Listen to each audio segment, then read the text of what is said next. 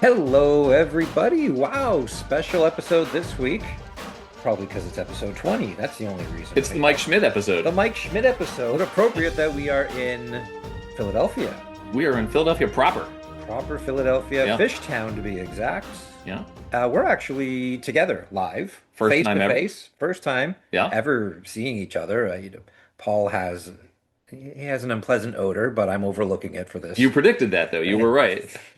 See, you've caught me reusing jokes, but not only that, but we're also in Todd Radom's house. Whatever you do, don't dox me, please. Next thing you know, you're going to give me GPS coordinates. What are you doing? We're going to expel you from this nation that you just arrived in. You passed through customs and you're a guest here. Okay. Well, we're in Fishtown now. That's for sure. We're in Todd Radom's studio, and that's amazing to me because this is sort of a mecca for fans of design. Todd signed my copy of Todd's newest book, The Ballpark and Beyond. That's now my second signed Todd Radom book. But we spent an amazing 3 hours today at the Philadelphia Convention Center. We had some water ice. We saw some amazing exhibits. We got to experience the All-Star Village. It is All-Star Week in Philadelphia. It is the semi-quincentennial for the United States, and so everything's happening in Philadelphia. Chris, welcome to our country.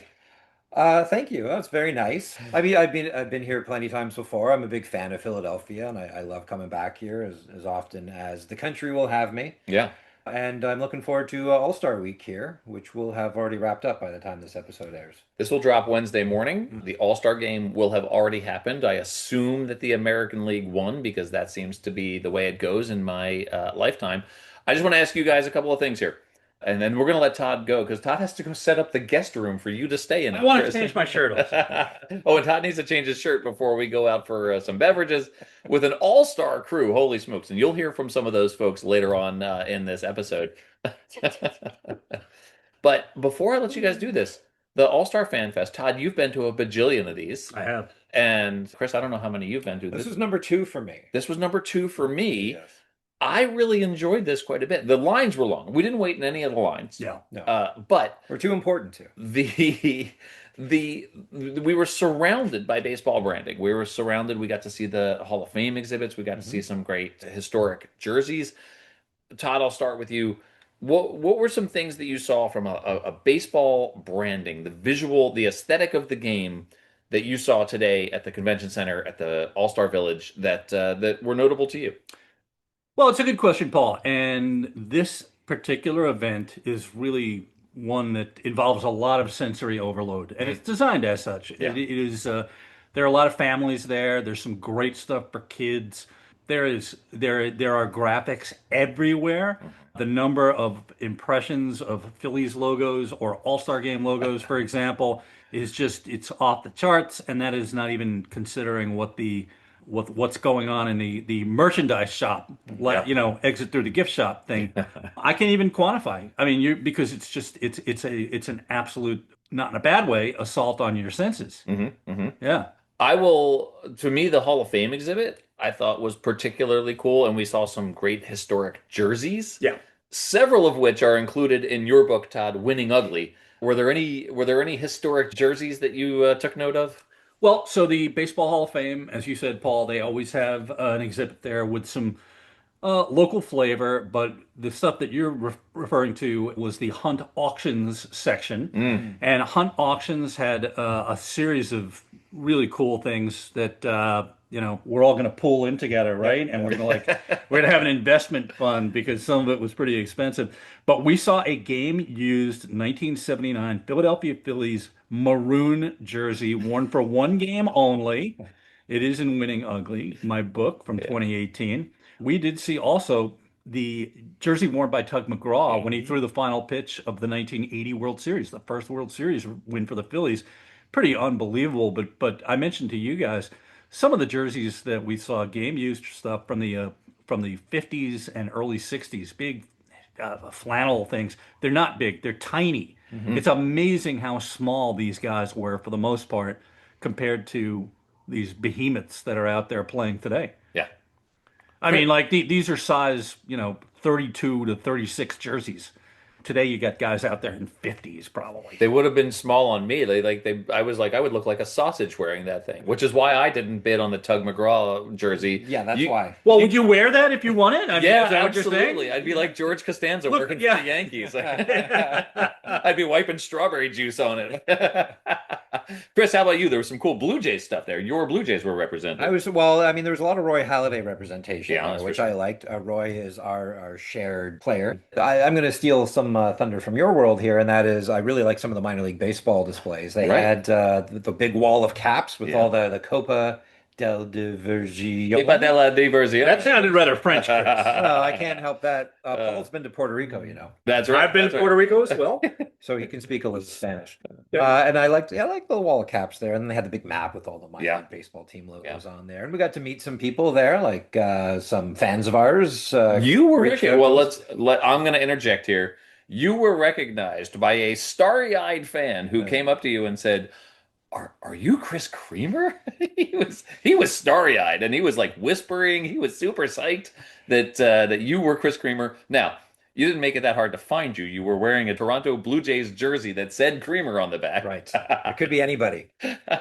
Well, there are so many people walking around Philadelphia with Chris Kramer impersonating you. That's Yeah, true. That's true. They're selling the Chris Creamer beards on the street corners there that people can wear. Yeah. But no, you saw some Blue Jays stuff. You met some Blue Jays fans, I and did, yeah. you met a SportsLogos.Net fan. Well, there was a little boy that came up to us, and his dad from where was his dad from? From local here in Philadelphia. And the dad came up and said, Yeah, "I just want my son to finally meet another Blue Jays fan." yeah, This was a little boy, maybe 8, 7, 8 years old, yeah, head to toe Blue Jays gear, yeah. and his dad's like, "He's not from Canada. He just likes the Blue Jays for some reason." And that was after you dropped that Joe Carter, Mitch Williams stuff. That's I've right. been, That's right. yeah, I've been so good lately. I haven't mentioned. Well, you weren't today. You clearly were not good. Because you were in that building for 15 minutes and you drop a Joe bomb. I did not. Did I miss the Joe bomb? Here, I do need this. I do need an impression from you here, Chris. I'm proud of this. We got ice cream helmets, but they weren't Yes. ice cream. What were they? Uh, Wooter Ice. Water ice. They were Yes. water ice, cherry water ice. What did you think? What was your impression of water ice? It was extremely refreshing, Yeah. considering I hadn't ate or drank anything all day. So Right, that was right. especially nice. I'm going to Um, have to change my shirt. All right, Oh, Todd's well- leaving. We lost Todd, but we're still in his studio, so now we Yeah. can start rummaging through his stuff. Well, I imagine that this is the room where he changes it. So maybe that's why Could he's be. storming off here. But yeah, I really liked it. It was really tasty. It reminded Yeah. me of Italian ice in New York, and I've been told it's probably the same It's thing. the same thing. It's the same Yeah. thing? Okay. I Yeah. didn't know if I would get attacked for. No. You're Okay. they're interchangeable. Water ice, Rita's. You call it Rita's, Okay. Italian ice. All those things are the Well, I've had Italian ice before. same. Okay, so then. Paul Lucas took me for Italian ice in Brooklyn. Oh, other podcast, Paul. Other podcast, Paul. Yeah, that's right. Sorry, he came before you. We don't talk about him. But he took me for Italian ice in Brooklyn. I liked it so much, he got me a second cup. Was it in a souvenir helmet? It was not in a 2026 All-Star Game souvenir. It wasn't even a helmet. It was a souvenir baseball cap. Did you notice? Right, yeah, it was not a helmet. It was like It a was flat brim cap. yeah. Yeah, that's like one of the new things they're doing with This these ice isn't- cream helmets. Well, okay. All right. Yeah. I'm going to go a little off Yeah. off script here because I know Paul Caputo is the world's foremost expert in Sunday helmets. Yeah. How do you feel about the switch to flat brim Sunday ball caps? Well, they're more detailed and they're sort of interesting to look at. I don't think you get as much ice cream in them. Oh. I think just as a delivery mechanism, that it's a little more So sparse of a serving. This is shrinkflation It is a little bit of shrinkflation. dressed up as something new, Right. And it's like more detailed, more intricate, more interesting, less. less ice cream Less or ice less cream. water ice. But here's the other thing. They're harder to stack. Oh, The old traditional ice cream helmet shape is much easier to stack. And all like in particular, if you're trying to stack them together, if you're Right. trying to like intermix the different like sizes and shapes. So look, I'm still going to get it. I'm still going to collect it. It's still going to be, on the shelf with the rest of the ice cream helmets. But I don't know. And maybe I just fear change. But the old, I prefer the old school shape and size of ice cream helmet. okay. Well, I think what they really should have done was consulted you before they made any change to this. And I think you would have I'm going to speak for you. Okay, let's do Okay. it. Thank goodness. I'm going to speak for you. Paul Caputo would have said, Mm. I love the new detail. I Oh, think it looks fantastic. yeah. Make them stack better. Yeah, that's our pitch to Major League Baseball. Major League Baseball, are you in charge of this? I don't think you're in charge of this. But if you No, are, whoever out there is in right. charge, and I know you're listening, Aramark. you better be listening. We know they are. Make them stackable and make them deeper. So we can, Deeper. Let's yes, or wider, either way. Probably do wider. That's going to help with the stacking. wider. Oh, They're sort of tall and skinny now. okay, so we're working, there's like engineering or math We involved in this. There's got to be a job here, right? Like ice cream helmet. But you even like the terminology, right? Like, is it actually an ice cream It's not an helmet? ice cream helmet. It's an ice cream flat brim hat. Yes, it's Yeah, very different. We absolutely. can ask Todd about this. Todd didn't actually see. Look at that. Now, this is the least stackable helmet I've ever seen. Do you know why? It's got an ear flap. Well, besides that, just the proportions of it, but describe the team that I'm holding here. Todd is holding up Todd's Yomiuri Giants, who play in Tokyo, and it looks like it's it was like a tater tot size. It's not as big as like the nacho size, but it's I'm hoping bigger you're than gonna- the ice cream size. I'm going to show you a picture that you can describe to everyone All right. who is invested in this situation. I was really hoping you were going to project ice cream sundae and You're going to ask me to project something else into Like a 3D ice Yeah. cream Whoa. helmet.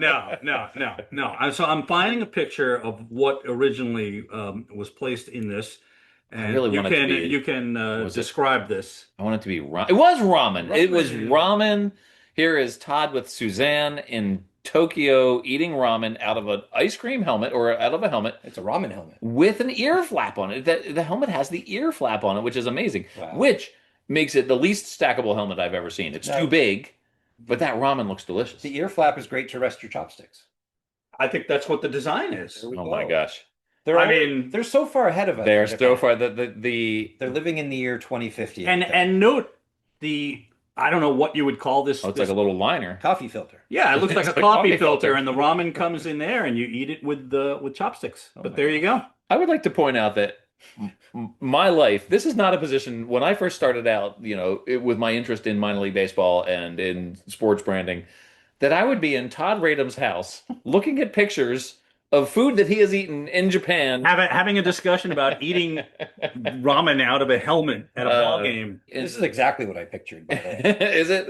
You made it. In Denver, Colorado, catty corner from Coors Field, is the National Ballpark Museum. And it basically is this room that we're sitting in right now, right? Like it is just like awesome knickknacks that you can't stop looking at. Todd just picked up just randomly a Philadelphia Flyers hockey puck. Like, come on, this is amazing There's a here. story behind this. All right. When I was a little kid, my parents had these friends. I'm a New Yorker. My parents had these friends who they grew up with who moved to Philly in the very early 1970s. And they got me this puck, and I still have it. And this is There you 50 go. years old. Jeez. Incredible. Back when it was only one color logo printing on there. Yeah. Yeah. So we do have to point out that Chris got up at 2:30 in the morning, Ah, flew to New York, and then took a bus to Philadelphia. Yeah. And then I picked you up in my parents' car because I'm staying with my parents while I'm here in Philadelphia. And we took a little detour trying to find my brother's law office where we parked the car. And then we walked to the convention center. So you're kind of beat. my beat. Yeah. When we went into the convention center, Mhm.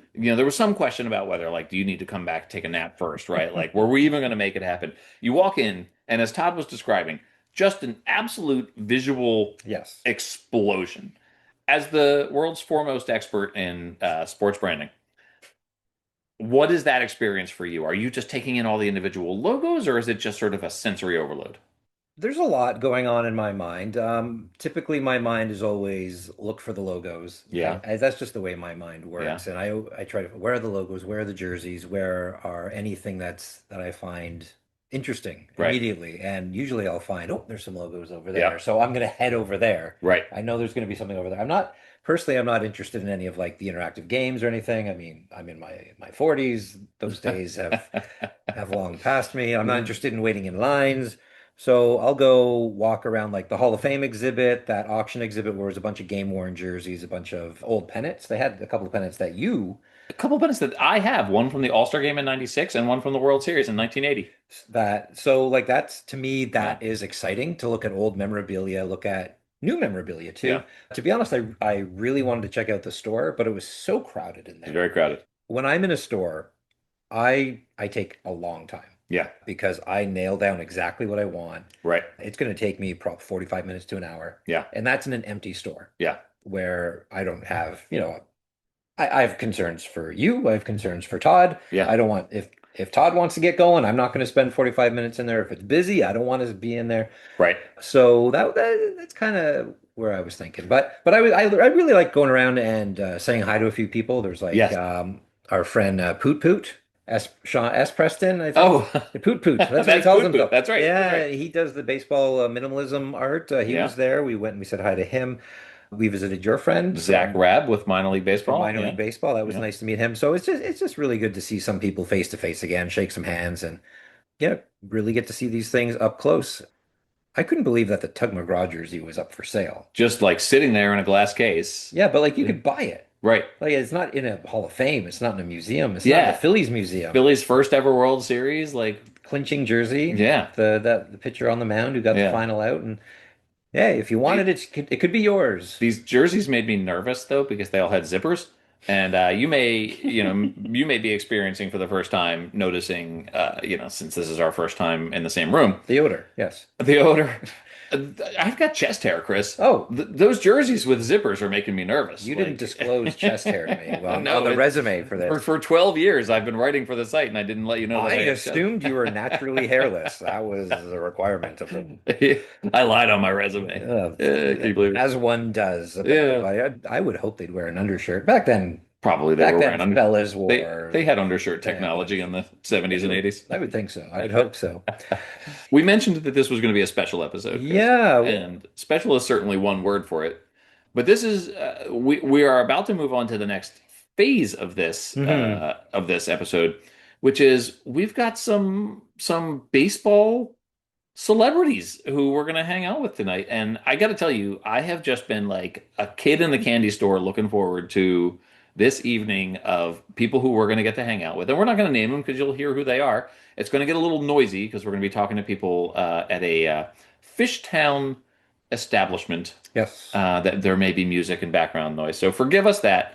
But let me just say that All-Star Week is off to a kickin' start. Kicking. The Fan Fest was just super cool. It was very fun to get there and have you be recognized right away. I'm just like, I knew this was going to happen. I'm in the presence of baseball celebrity. And that was super cool. You were very kind to introduce Todd and me. And he's like, oh, yeah, Todd. Whatever took the attention off me. So this is we're off and running. It's very cool. We'll be back with actual like logo and uniform news next week with a regularly scheduled normal recording and the Bridgeport Islanders story. But for now, I think we're going to go talk to an establishment with an event that Todd Radom put together, and I feel very fortunate to be a part of. All right. Well, let's kick it over to the beer hall then. We're heading to the beer hall to talk to some people. All right, Chris, we're here at Frankfurt Hall, and we had a lot of great conversations. And Sky Dillon, the designer, was here. Tyler Maughan of Minor League Baseball was here. Chris Creamer of SportsLogos.Net. What a name that guy is. Todd Radom, the world's foremost expert on branding and design in sports. So anyway, we promised a lot of interviews, but we got so caught up having a great time. That didn't really happen. Well, we are making podcast magic over here. Yeah.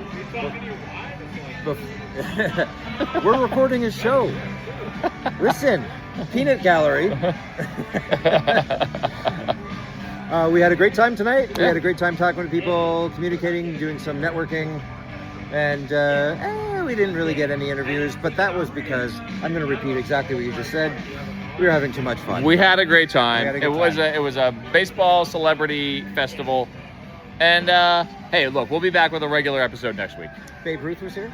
Babe Ruth was here. Can you believe that? Josh Gibson was also Lou here. Gehrig. Yeah, we met Lou Gehrig. And you know what? We just didn't feel like interviewing him. We were Right. having too much fun. And I heard a 20-minute story about your experience watching all 7 games of the 2025 World Series. See what happens when you get a little bit of beer in me. All right, Chris, this has been a lot of fun. What a day we've had. What a day. You, by the way, are hanging out with Todd Radom, who is going to be here until the very last person is here. There's no way you're ever leaving. I have never bailed on Todd early. I have sat through last call many, many times with Todd. And he's talking to Australians right now, so you are in for a long haul. I am. Yeah, they're on a totally different sleeping schedule. So. All right. This is breakfast for them. All right, we'll see you, everyone. See you next week. Well, that was awesome. Holy smokes. I can't believe that Tyler Moen really wanted to arm wrestle. Well, I mean, I think I could have taken him, but I'm just way too tired. Chris, it's been such a pleasure to finally meet you in person. I Thank can't you. believe it took us Likewise. this long. And how much fun it's been to hang out. It's been so great. Well, it feels like we've hung out at least 20 times before. It's true. It's almost exactly 20. Oh, man. We are back at the microphone now, so I do sort of feel like, we could talk about the Bridgeport Islanders, but I'm exhausted, Chris. I'm way too tired. I got to drive to my parents' house in Wayne right now. I've had one too many. One too many beers, which for me was 2. All right, everyone. We'll see you next week. Yeah, back when we'll be remote again. Yeah. Oh. Back on Zoom. All right. All right, bye. Mike Schmidt episode. Yep.